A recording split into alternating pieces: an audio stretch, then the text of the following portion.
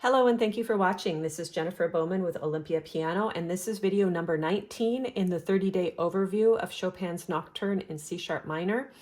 We're going to be covering measures 42 and 43 in my music, which is this.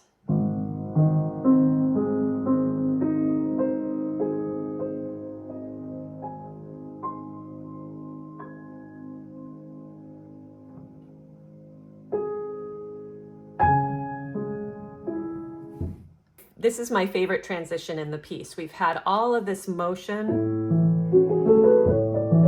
and then we have this section.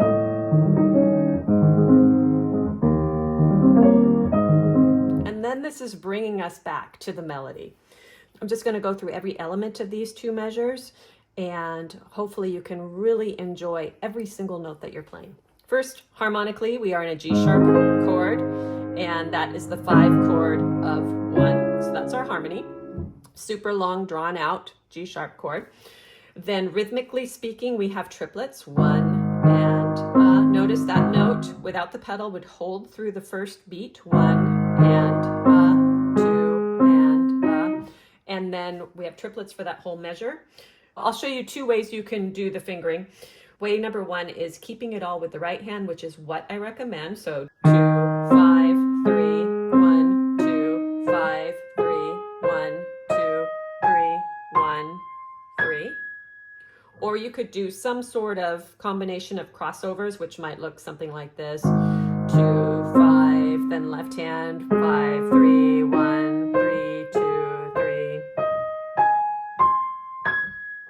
The crossovers can work, but you really have to practice the transition when you're passing the melody to the other hand so we don't get something like this.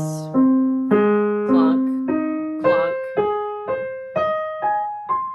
But you can do it in a very elegant fashion with good listening. That would work too. I just prefer doing it all in the right hand. I'll show you a side view of this in a moment. What I want you to see is that my wrist is pretty high. I'm not letting it get low because I don't want to have the extra arm weight to deal with. If I'm trying to get from a PP to a triple P dynamic, I'm playing on the tip portion of my fingers. And after beat 3 or so, I'm giving every single note a little teeny mini roll up to make the most of the slowdown. This is just so you can see the height of the wrist, how I'm not going to dip up and down, but rather keep my wrist quite high and just roll up. 1 and 2.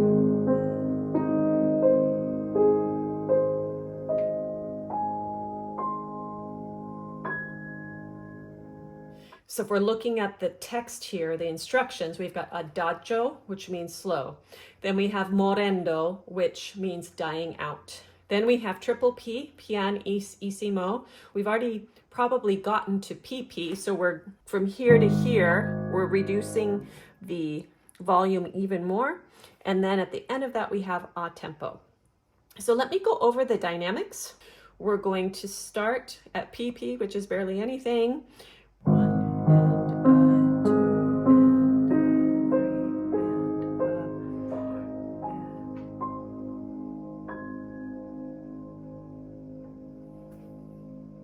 With regards to pedaling, pedal option number 1, 1 and 2 and 2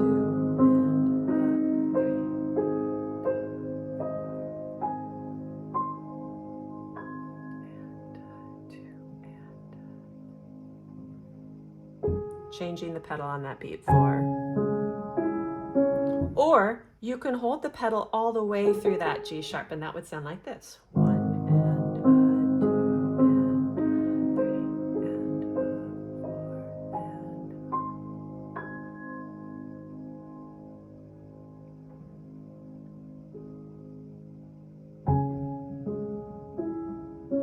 So both of those work really well. Just see what you like. I tend to think this goes with that, so I like this to be the end of that. Now let me play with the soft pedal so you can experiment with that. 1 and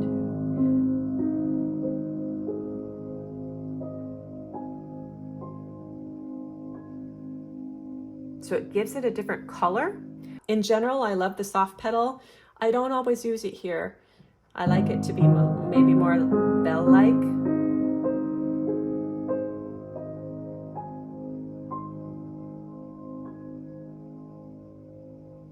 In terms of pacing, I like to have the first two beats be more like a group. 1 and 2 and then from here, one note at a time.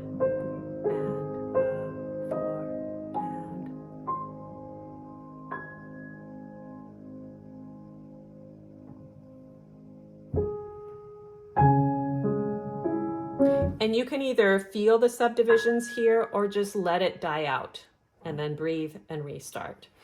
So that's it for video 19. I hope that you found it helpful. Please share, subscribe, and donate to my channel if you like this style of teaching. And in the comments, feel free to ask questions. And please let me know where you're from. And I will look forward to seeing you in video number 20. Thank you for watching.